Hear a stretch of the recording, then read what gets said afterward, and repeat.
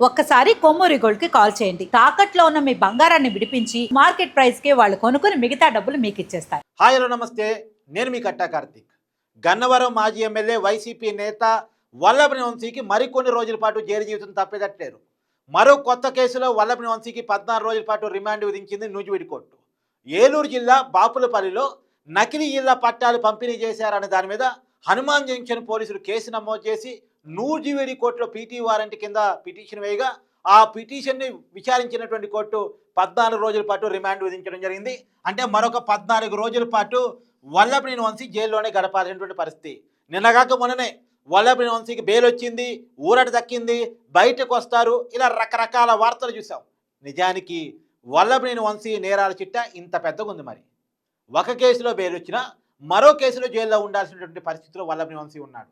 నిజానికి వల్లభనేని వంశీకి ఆరోగ్యం బాలేదు, ఊపిరితిత్తుల సమస్య ఉంది, శ్వాస తీసుకోవడానికి ఇబ్బంది పడుతున్నారు, తీవ్రంగా దగ్గుతా ఉన్నారు, హాస్పిటల్ పాలయ్యాడు, విజయవాడ ప్రభుత్వ ఆసుపత్రిలో వైద్యం తీసుకుంటున్నాడు. ఇవన్నీ వార్తలు చూస్తూ ఉన్నాం. అనారోగ్య సమస్యలతో వల్లభనేని వంశీ బాధపడుతున్నాడు అన్నది ఒక పక్క, వల్లభనేని వంశీ మీద నమోదవుతున్న అనేక కేసులు మరొక పక్క.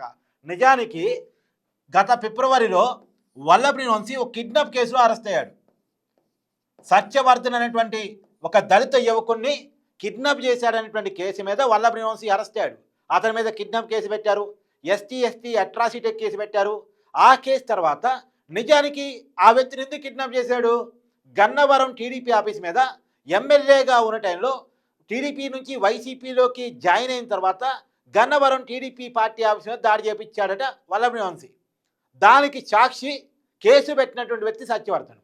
ఆ సత్యవర్ధన్ అనేటువంటి యువకుడిని మొన్న మధ్య కిడ్నాప్ చేపించే ప్రయత్నం చేయగా ఆ కుటుంబ సభ్యులు ఇచ్చిన ఫిర్యాదు మేరకు వల్లభనేని వంశీని అరెస్ట్ చేశారు. ఆ కేసులో ఒకరు నిజంగా బెయిల్ వచ్చింది. కిడ్నాప్కి సంబంధించిన కేసులో మన లేటెస్ట్గా బెయిల్ వచ్చింది. కానీ గన్నవరం టీడీపీ ఆఫీస్ మీద దాడి చేసిన కేసులో ఇంకా బెయిల్ రాలే, తీర్పు రిజర్వ్లో ఉంది. తర్వాత ఇదే వల్లభనేని వంశీ గన్నవరంలో ఒక లాయర్కి సంబంధించినటువంటి ప్రైవేట్ ప్లేస్ని ఆక్యుపై చేశాడు, అంటే కబ్జా చేశాడు అనేటువంటి కేసు కూడా ఉంది. దాని మీద హైకోర్టులో బెయిల్ తెచ్చుకున్నాడు వల్లభనేని వంశీ. అంటే ఎన్ని కేసులు చూడండి. ఇప్పుడు కొత్తగా ఈ కేసు ఏలూరు జిల్లా బాపులపల్లిలో నకిలీ ఇళ్ల పట్టాలు పంపిణీ చేశారన్న దాని మీద కొత్త కేసు. దీంట్లో పీటీ వారెంట్ దాఖలు చేయడం, కోర్టు రిమాండ్ విధించడం జరిగింది. అంటే ఎన్ని నేరాలు చేశాడు? ఇప్పుడు ఇంకా నేరాలు బయటకు వస్తూ ఉన్నాయి. మొత్తం 14 కేసులు వల్లభనేని వంశీ మీద రాబోతున్నట్టు కూడా తెలుస్తూ ఉన్నాయి. అంటే ఈ 14 రోజుల రిమాండ్ ఒక పక్క, 10 కేసులో కూడా 14 కేసులు రాబోతున్నాయి అనేటువంటిది కూడా తెలుస్తూ ఉంది. ఎందుకు ఈ నేరాలు చేశాడు? ఈ నేరాలు చేయడం కోసమే వైసీపీలో జాయిన్ అయ్యాడా? ఈ నేరాలకి రక్షణ కావాలనే వైసీపీలో జాయిన్ అయ్యాడా? నిజానికి వల్లభనేని వంశీ అంటే కరుడు గట్టిన టీడీపీ నాయకుడు అనుకున్నారు ఒక టైంలో. ఒక టీచర్ కొడుకు, నందమూరి హరికృష్ణ గారి అనుచరుడు, తర్వాత జూనియర్ ఎన్టీఆర్ గారి స్నేహితుడు. వాళ్ళ స్నేహాన్ని, అనుచరత్వాన్ని, పరిటాల రవి గారితో ఉన్నటువంటి సంబంధాలని అడ్డుపెట్టుకొని టీడీపీలో యాక్టివ్గా వాళ్ళ నాయకత్వంలో తిరిగాడు. కుర్రవాడు బాగా తిరుగుతున్నారని పార్టీ కూడా ఎంకరేజ్ చేసింది. విజయవాడలో ఎంపీ టికెట్ ఇచ్చింది, ఓడిపోయాడు, అయినా ఎంకరేజ్ చేసింది. గన్నవరంలో ఎమ్మెల్యే టికెట్ ఇచ్చింది, 14లో ఎమ్మెల్యే, 19లో ఎమ్మెల్యే. 19లో గెలిచిన తర్వాత పార్టీ అధికారంలో రాకపోవడం ఫలితంగా, వైసీపీ అధికారంలోకి రావడం ఫలితంగా అధికార పార్టీ వైపు అట్రాక్ట్ అయ్యారు. జగన్మోహన్ రెడ్డితో ఉన్నటువంటి వ్యక్తిగత సంబంధాలు, కొడాలతో ఉన్నటువంటి ఫ్రెండ్షిప్ కారణంగా వైసీపీ వైపు అయ్యాడు. సరే, చాలామంది ఎమ్మెల్యేలు పార్టీలు మారుతున్నారు, ఇతను కూడా మారాడు అనుకుందాం. నిజానికి పార్టీ మారాలి అంటే ఎమ్మెల్యే పదవికి రాజీనామా చేయాలి. ఎందుకంటే ఆ టీడీపీ నుంచి వచ్చిన ఎమ్మెల్యే పదవి. కానీ ఎమ్మెల్యే పదవికి రాజీనామా చేయకుండానే వైసీపీ అనుబంధ సభ్యుడిగా కొనసాగాడు. సరే, చాలామంది మారుతున్నారు, ఈయన కూడా పార్టీ మారాడు అనుకుందాం. కానీ మారిన తర్వాత అవకాశం ఇచ్చిన పార్టీని, అవకాశం ఇచ్చిన నాయకుడిని ఏ రకంగా ఉండాలి? గౌరవం అయితే ఉండాలి కదా. ఇవాళ అతను ఎమ్మెల్యేగా ఉన్నాడంటే టీడీపీ వల్ల, చంద్రబాబు వల్ల కదా. కానీ చంద్రబాబు నాయుడిని, నారా లోకేష్ని వ్యక్తిగతంగా టార్గెట్ చేసి తిట్టాడు. సరే, వ్యక్తిగతంగా వాళ్ళని మాత్రం టార్గెట్ చేశాడా? కాదు, వాళ్ళ కుటుంబాల్లో ఉన్నటువంటి ఆడవాళ్ళని కూడా టార్గెట్ చేసిన పరిస్థితి. నారా భువనేశ్వర్ గారి మీద అనుచిత వ్యాఖ్యలు చేశారనేటువంటి అభియోగాలు వల్లభనేని వంశీ మీద ఉన్నాయి. ఎందుకు అంత అవసరం ఏంటి? అతను ఎమ్మెల్యేగా ఉందే టీడీపీ వల్ల. 2019లో టీడీపీ నుంచి గన్నవరం నుంచి ఎమ్మెల్యేగా గెలిచిన వ్యక్తి, టీడీపీ నుంచి రాజకీయంగా ఎదిగిన వ్యక్తి. ఒక టీచర్ కొడుకు ఎమ్మెల్యే కాగలిగాడు, ఒక సామాన్యుడు అసామాన్యుడు కాగలిగాడు. తను చాలా హ్యాపీగా ఫీల్ కావాలి. ఇవాళ టీడీపీ పార్టీ వల్ల నేను 2 సార్లు ఎమ్మెల్యేగా గెలిచానటువంటి ఒక ఆనందంలో ఉండాలి. సరే, అయినా పార్టీ మారాడు, మారొచ్చు, చాలామంది మారుతున్నారు. మారిన తర్వాత గెలిచిన పార్టీ పట్ల ఒక చిత్తశుద్ధిగా ఉండాలి. కానీ అలా లేడు, నోటికొచ్చినా తిట్టారు. సరే అయినా సరే తిట్టాడు, ఆ తిట్టిన కేసుల్లో కాదు ఇప్పుడు అరెస్ట్ అవుతుంది. అతను చేసినటువంటి దాడులు, అతను ఏ పార్టీ ఆఫీస్ నుంచి ఎన్నికల ప్రచారం చేసి 2019 ఎన్నికల్లో గెలిచాడో అదే పార్టీ ఆఫీస్ మీద దాడి చేపించాడు. ఆ దాడిలో ప్రత్యక్షంగా చూసిన వ్యక్తి, దాడికి గురైన వ్యక్తి కేసు పెడితే ఆ వ్యక్తిని కిడ్నాప్ చేశాడు. ఈ కేసులో అరెస్ట్ అయ్యాడు. మరి నిజానికి వల్లభనేని వంశీని అరెస్ట్ చేద్దామని టీడీపీ ప్రభుత్వం, కూటమి ప్రభుత్వం అనుకున్నట్టు నాకు తెలియదు. అరెస్ట్ చేయలే. నిజానికి గన్నవరం టీడీపీ ఆఫీస్ మీద దాడి కేసులో వల్లభనేని వంశీని అరెస్ట్ చేయలే. ఎప్పుడు చేస్తారని చాలామంది ప్రశ్నించారు, కానీ అరెస్ట్ చేయలే. కానీ వల్లభనేని వంశీ కేసు పెట్టిన వ్యక్తిని కిడ్నాప్ చేసి నన్ను ఇంకా ఎందుకు అరెస్ట్ చేయలేదు, తొందరగా అరెస్ట్ చేయను, కావాలని అరెస్ట్ అయినట్టుంది. అనుకోకుండానో కావాలనో యాదృచ్ఛికంగానో మొత్తానికి చేతురారా చేసుకున్నదే అరెస్టు.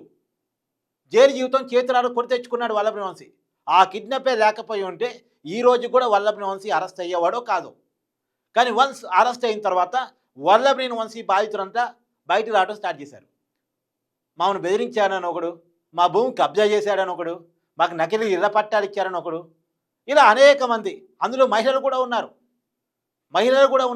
అనేక మంది మహిళలు, ఒక లాయర్ అట, నన్ను బెదిరించాడండి, నా భూమిని కబ్జా చేశాడండి అని వచ్చి బయటకు వచ్చి మాట్లాడింది.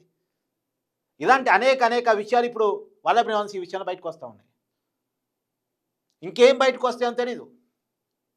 ఇప్పుడు వీటి మీద కేసులు నమోదు చేసి విచారణ చేస్తూ ఉన్నారు. ఇప్పుడు ఒక కేసులో బెయిల్ వచ్చినా మరో కేసులో జైలుకి పోవాల్సిన పరిస్థితిలో వల్లభనేని వంశీ ఉన్నాడు. అని ఇంకెంతకాలం జైల్లో ఉంటాడు అనేది పెద్ద క్వశ్చన్ మార్క్. నిజానికి రోజువారీ అతని లైఫ్ స్టైల్కి, అతను జైల్లో ఉండే జీవితానికి సంబంధం లేదు ఇప్పుడు. అదే ఆ ఇబ్బందుల్లోనే ఉన్నాడు, హెల్త్ ఇష్యూస్లో. నిన్నటిదాకా ఒక వీఐపీ లైఫ్ స్టైల్లో బతికినటువంటి వ్యక్తి ఒకసారిగా జైలుకి పోయినప్పుడు ఒక మానసిక వేదన, ఆవేదన, ఆందోళన ఉంటుంది కదా. ఏంటి నా పరిస్థితి, చివరికి జైల్లో పడ్డానే, చెప్పకూడదు తినాల్సిన పరిస్థితిలో పడ్డానే, వాళ్ళు పెట్టే పప్పు, వాళ్ళు పెట్టే భోజనం, జైలు ఏ రకమైన పరిస్థితులు ఉంటాయో జైలుకు పోయి వచ్చిన చాలామంది తెలిసి ఉండొచ్చు. కానీ ఆ పరిస్థితిలో పడ్డాననేటువంటి ఒక ఆవేదన ఉంటుంది కదా. చుట్టూ జై కొట్టే జనాలు ఉండరు, రాగానే దండలు, పూలదండలు, బ్యానర్లు కనపడవు.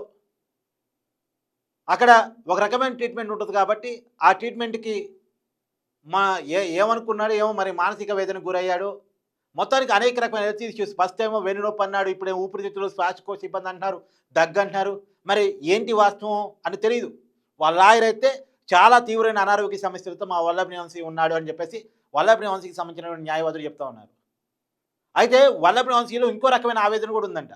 నేను అరెస్ట్ అయ్యాను, జైలు పాలయ్యాను, కానీ ఏ పార్టీ కోసం అయితే నేను అరెస్ట్ అయ్యానో, ఏ నాయకుడి కోసం అయితే నేను అరెస్ట్ అయ్యానో ఆ పార్టీ కానీ ఆ నాయకుడి కానీ నన్ను పట్టించుకున్నది ఎక్కడా? ఏ పార్టీ కోసం అయ్యాడు? వైసీపీ పార్టీ కోసం అయ్యాడు. ఏ నాయకుడి కోసం అయ్యాడు? జగన్మోహన్ రెడ్డి కోసం అయ్యాడు. మరి జగన్మోహన్ రెడ్డి, కొడాలి నాని ఒక్కసారి చుట్టపు చూపుగా వచ్చి పరామర్శించిపోయారు.